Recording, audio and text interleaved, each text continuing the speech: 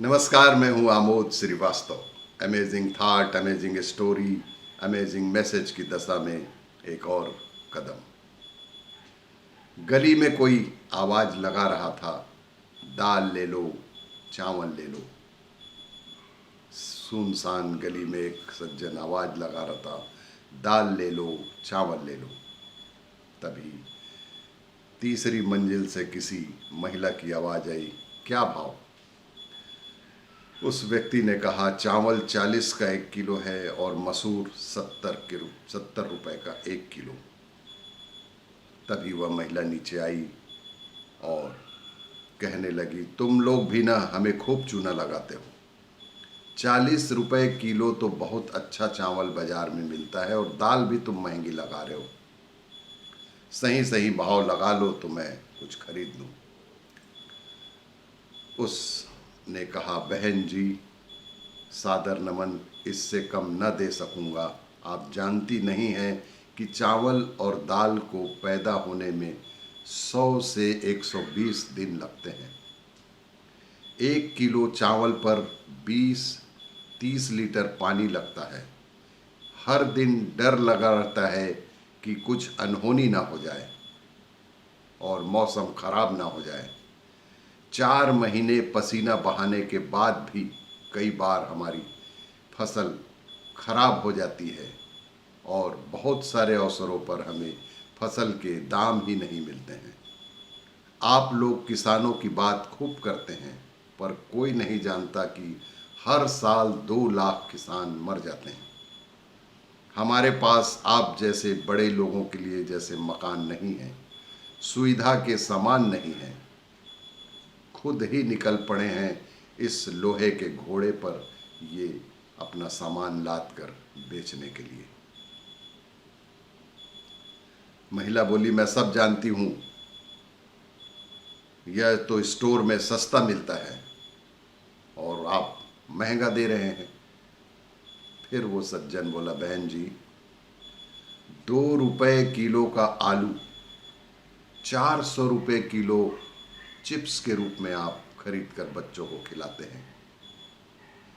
20 रुपए किलो का चावल 60-70 रुपए और 80 रुपए किलो जाकर आप वहीं से प्राप्त कर लेते हैं। 80 रुपए किलो की मिर्च पीस कर डिब्बों में ले 300-400 रुपए आप ही उसे सस्ती समझकर खरीद लेती हैं, सिर्फ और सिर्फ नाम के कारण।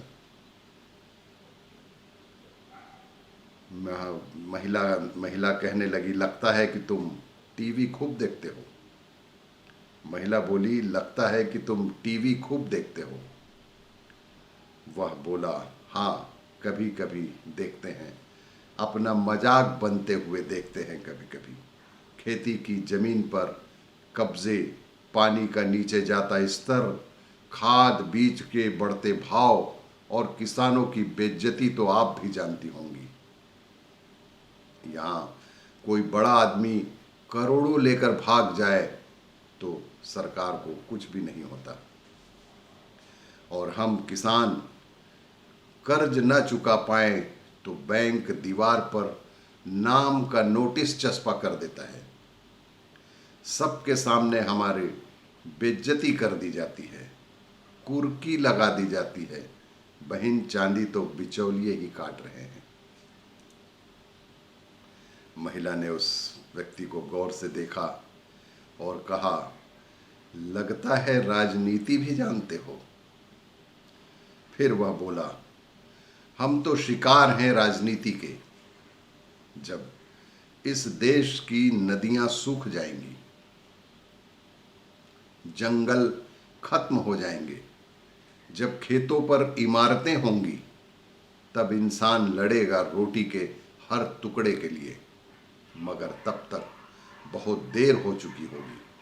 फिर ये फैक्ट्रियां भूख मारने की गोली दवाइयां बनाएगी या एक दूसरे को मारने की गोलियां। मामला बहुत गंभीर हो गया, थोड़ा गमगीन हो गया मामला।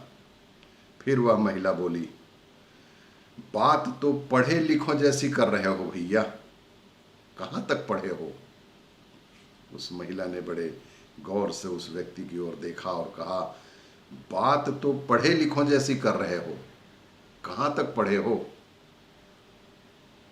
वह व्यक्ति बोला, गवर्नमेंट कॉलेज से बीए किया है मैंने, पर हमारे लिए नौकरी नहीं है। हम अपनी भाषा में जो पढ़े हैं, यहाँ तो सबको चटर पटर अंग्रेजी आनी चाहिए। अपनी भाषा में पढ़े होने का कोई फायदा ही नहीं हुआ। अनपढ़ करेंगे राज, तो होगी ही मेहनत कस पर गाज। वह अपना पसीना पोंछते हुए बोला। फिर महिला बोली, वोट तो तुम भी देते हो ना? फिर व्यक्ति बोला, वोट भी हम देते हैं, जान भी हम देते हैं, भीड़ भी हम ही होते हैं, और मरने को सेना में भी हम ही जाते हैं।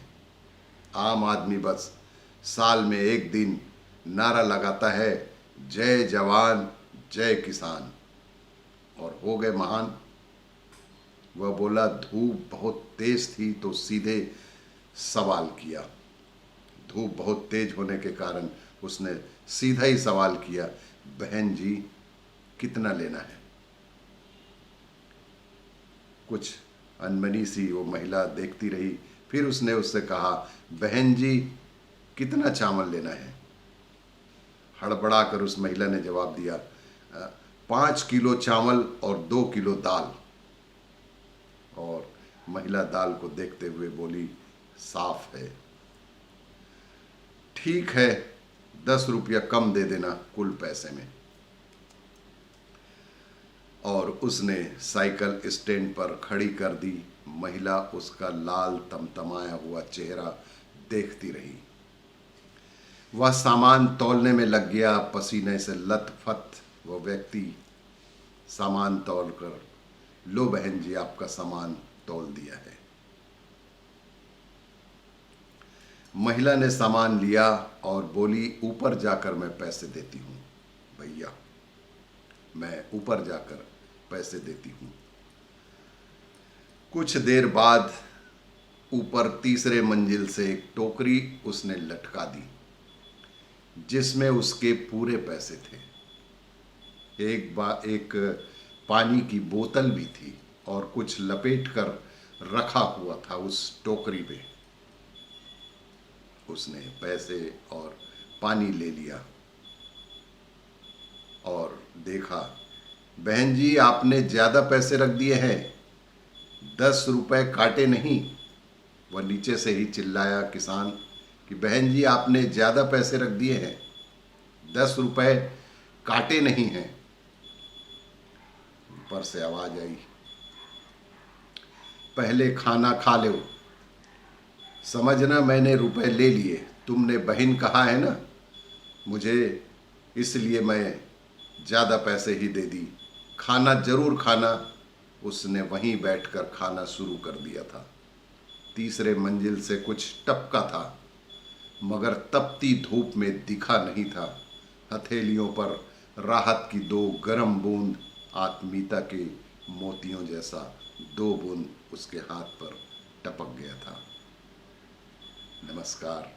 और भी इसी तरह की कहानियों के लिए देखते रहिए मेरा वीडियो। धन्यवाद।